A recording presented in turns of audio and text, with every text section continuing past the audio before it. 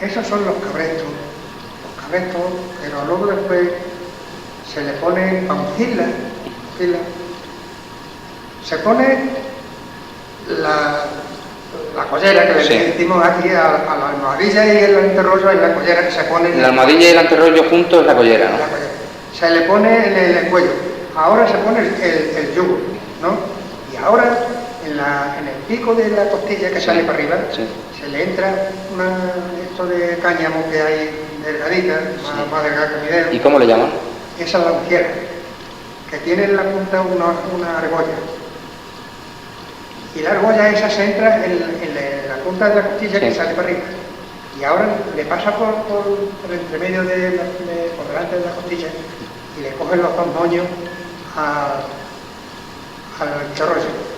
Le pasa para arriba otra vez y se le pone en la otra parte de la costilla. Joder, o sea que va a dar toda la vuelta al yugo.